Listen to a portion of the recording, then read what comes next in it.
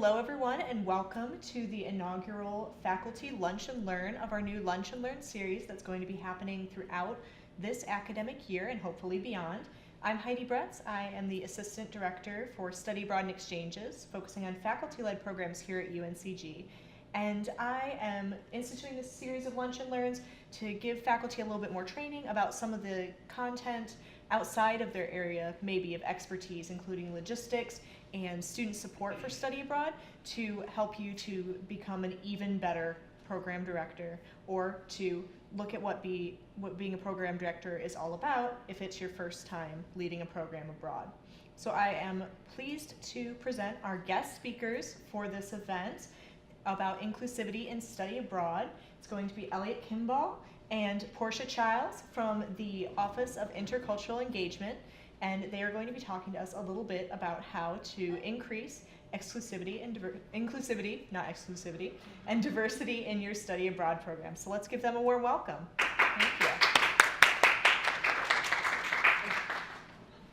Hi, I'm Elliott Kimball. I work as an assistant director in intercultural engagement. And I'm joined today by Porshe Chiles, who's going to take over in the second half of the presentation. But essentially what we're doing today is hopefully going to talk about some big pieces, concepts that we think relate to diversity and inclusion in general, and then sort of narrow that scope to more specifically talk about strategies and what that looks like when we're considering study abroad. So we are going to jump right in and talk about this idea of social identity. So a social identity is a term that we use usually when we talk about identities. We're referring to a social identity, looking at a person's identity as it relates to a social group, something that they claim is representative, and this idea that everyone possesses multiple social identities, and that is important when you're considering how we work with students. And also considering the idea that each of these identity groups carry with them different levels of privilege and oppression, and understanding that these things operate on an axis that is going to be changing as you look abroad. So when we work with college students here at UNCG, we think about everything through a really westernized, Americanized approach, but understanding that these concepts are still applicable but could look differently when you're looking from a global perspective. And so this idea of intersectionality is really important to us. It's really important to the name of our office. So we're called Intercultural Engagement because we believe in this cross-cultural exchange of ideas and backgrounds and experiences, very similar to what we hope students are gaining from their study abroad experience that is so immersive. So looking at intersectionality as the concept that describes the interconnected nature of social identities. So understanding the importance that someone may identify with a few different groups, but that you can't tease those experiences apart, right? So that those things are all interconnected and impacting each other, and focusing on the sources of oppression that exist between these marginalized identities.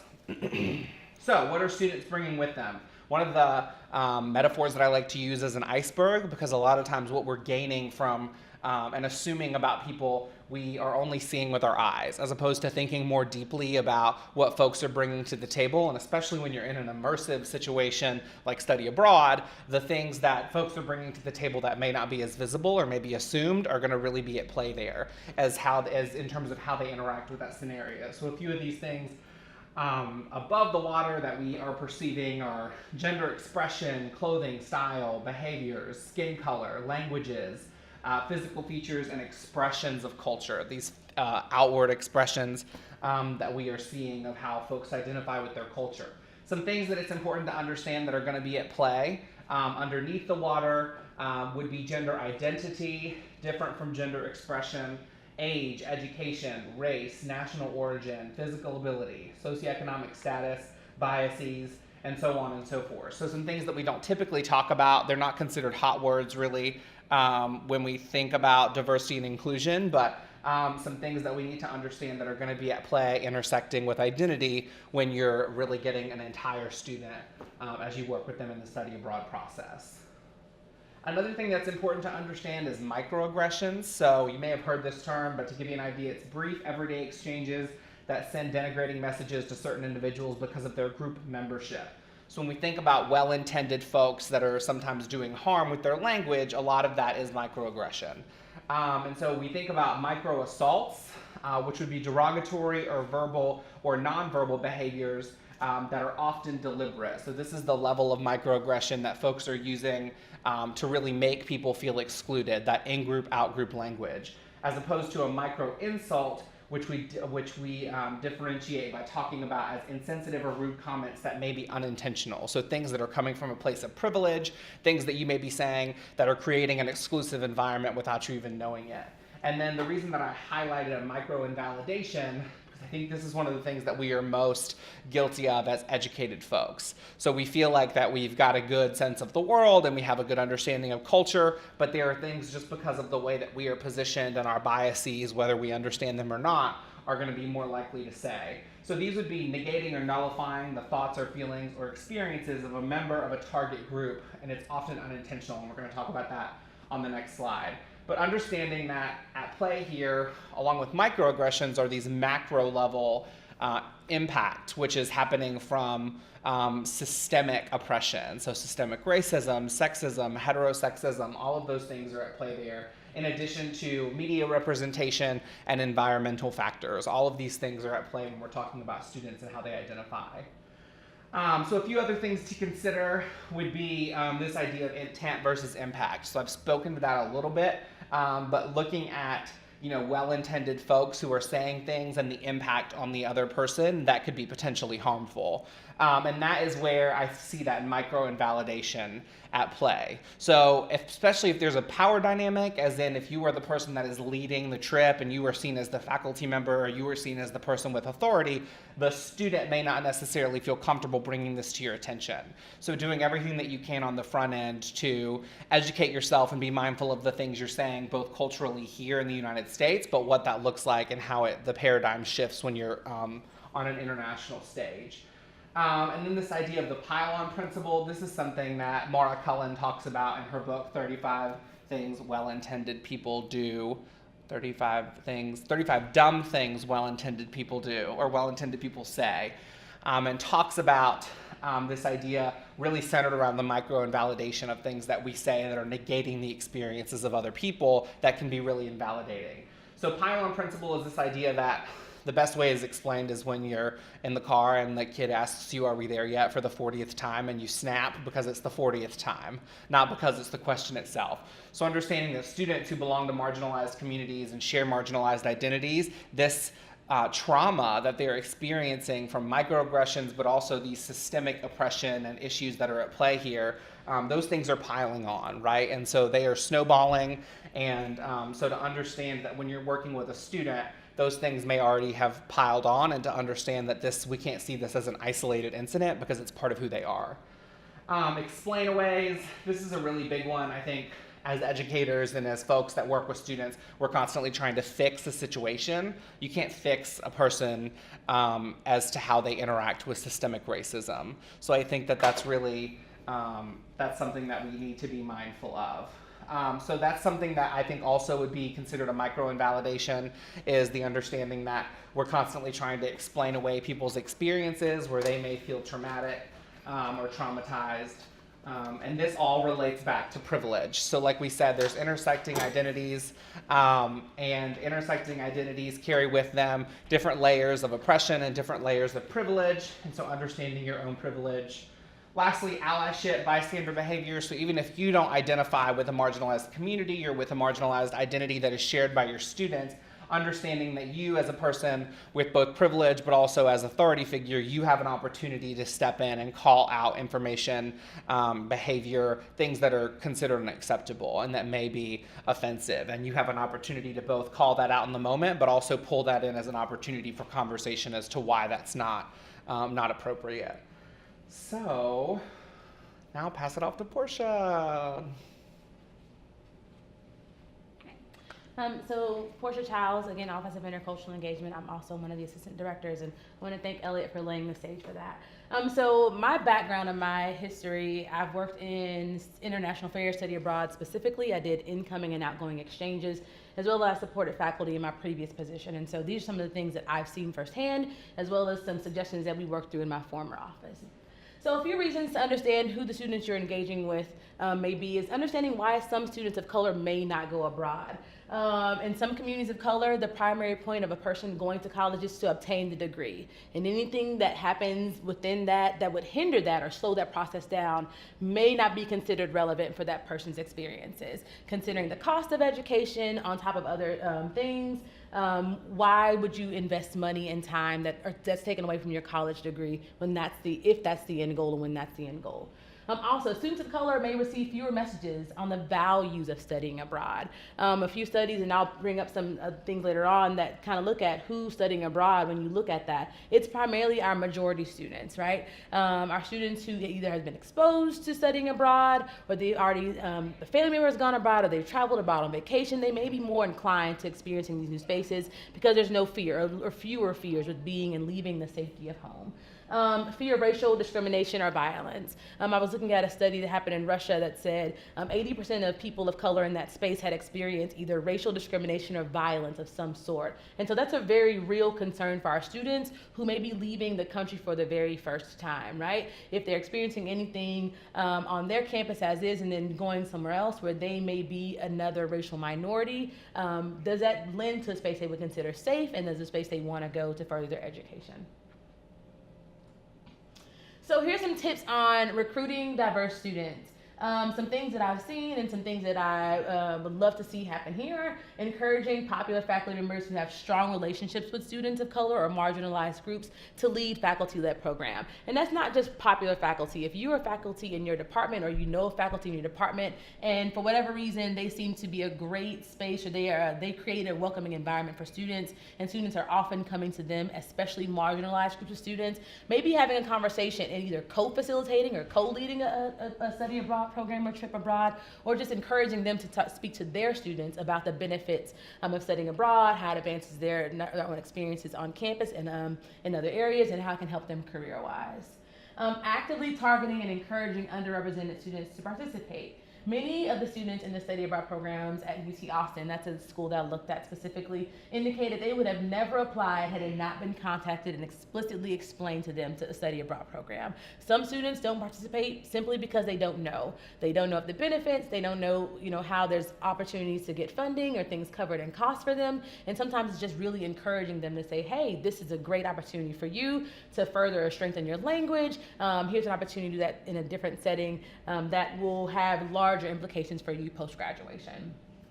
Another one is considering locations where diverse students can see themselves represented positively. This was a really big one for me. I believe just from my Western lens, what I've been able to observe is that a lot of times when folks go to different countries, if there are things that are brought up about marginalized people in that country, they're oftentimes negative, right? We're looking at poverty-stricken areas or something along those lines. So how about engaging in a way in other spaces that looks at folks that are marginalized in positive lights, right? So what are some other things we can bring to light that students would say, I can see myself in this country, see myself in this group of people, and it's something positive about it.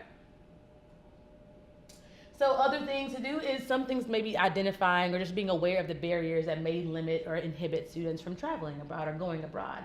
Some of these barriers may include, but are not limited to, cultural barriers, including the cultural tolerance, considering debt incurred. Some students, I know UNC Greensboro, we have a large bit of students that use financial aid and Pell Grant. So how are we considering the cost of a program? Again, how do we make it affordable for them? And just really recognizing that may be a hindrance or stumbling block. The importance of family support. This is one that I cannot speak to. I cannot really push the importance of that. In my experiences, a lot of students that would come to our office would say, I really want to attend and participate in this program, but my parents are terrified of me leaving the country.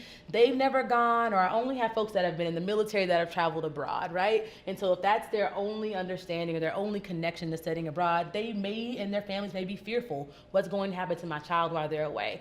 Sometimes students and families coming on a college campus is a one big hurdle as it is. And so increasing another space, how do we begin to having that conversation around the safety for their child while abroad? I think if you that are faculty members really can, in your literature, can push the importance of, number one, the importance of studying abroad as it pertains to their post-collegiate experiences, how it gives them maybe a better opportunity to have that award-winning job, or how it furthers them or makes them even more competitive in the job market. That may be a great way way to tie in some of those benefits of being abroad. Also recognizing that some students or some parents may feel, oh, my child would be just out on their own, who's going to be there for them to support them. And that's when you also as faculty can just reiterate that, hey, this is a faculty-led program until we are on the trip, and then they have support systems as well as on at UNC Greensboro even when they are abroad. So that'd be something you may want to help students and families understand. And then cultural inappropriateness of studying abroad due to family obligations or gender expectations. Again, considering the cultural norms of their family, of that specific student, if they're a marginalized student, what's expected of them, they may be working. They may not have the freedom to go abroad for a long bit of time because they are also helping their family out in some way, shape, or form. And so what happens if that person who's an assistant to the family is not there for a semester? So even considering, all right, well, this is a faculty-led program, maybe a shorter time span, so you wouldn't be as away from your family as long. Or how are women and women studying abroad viewed in that culture? That's a really strong thing to consider as far as cultural context. And then last thing, something that I really believe is great, is creating a marketing campaign that highlight experiences of students of color. I know coming in November, we have a series I'm working with IPC called Brown and Abroad. And I think it's a great way for students of color or marginalized students to find other folks that they identify with, to build those relationships, to be able to share their experiences. And if they see themselves represented, they're more likely to at least pursue the interest or application for a study abroad program. So here's some other strategies while you are abroad. So that student has applied, they've been accepted, they're excited about going, and now we are in this new space. How do we then begin supporting our students while they are abroad? Expose your students to positive images of marginalized folks and communities in the countries you're visiting. So maybe before you go, you highlight maybe authors or other people that have achieved some sort of notoriety or just doing great things in their own local communities. That would be great for them to do. Narratives and not just a single story, right? So considering that, not just poverty, crime, etc. Allow students the opportunity to reflect on their experiences while abroad. It is a great time for students to sit back and reflect on their experiences while there, and even compare their experiences to back home. So allow for time to reflection. Maybe that's doing or requiring students to do an online blog. Maybe it's just having them journal once a week. And then maybe it's considering doing some video blogging or even group debriefing. So it allows them to unpack what's happened in that space over that time. A lot of times, students may hear a message or receive a message differently than what is intended, thinking of intent versus impact. But how do we then give them the space to kind of unpack all that has happened? Again, if this is someone's first time out of the country, it's a lot. Just getting on the plane, navigating through customs. If you've never done that in and of itself for the very first time can be a little nerve-wracking. So thinking that may be their first experience, how do we begin to create spaces for them, both online and otherwise, so they can begin unpacking the things that are happening. And so that's kind of the end of our presentation. We really want to let you know that we are a support system for you all in the Office of Intercultural Engagement. Again, someone that has worked in the study abroad offices and see the great benefits of it. It is our deep interest that students would look at their education beyond just being here at UNC Greensboro, recognizing we're creating global citizens. And a better way to be a global citizen is to actually explore the globe. And so we really want to support you all in all your endeavors you're doing. And we thank you for your time.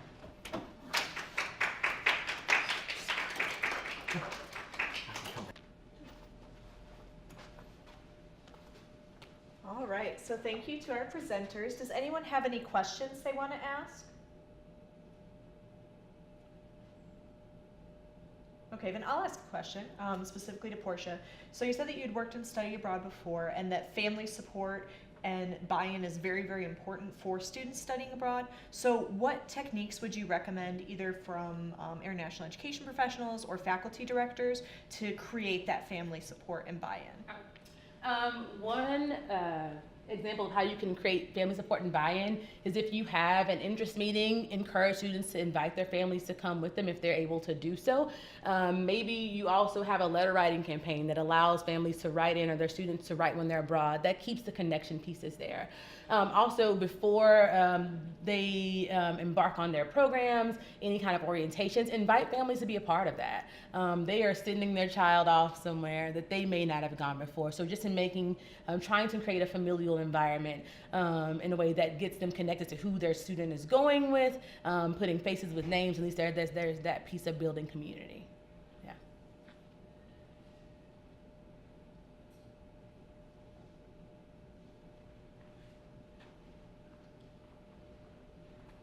All right, so if there are no other questions, this concludes our first faculty lunch and learn. Thank you all for coming, and thank you to our presenters for giving us so much food for thought. Thank you so much.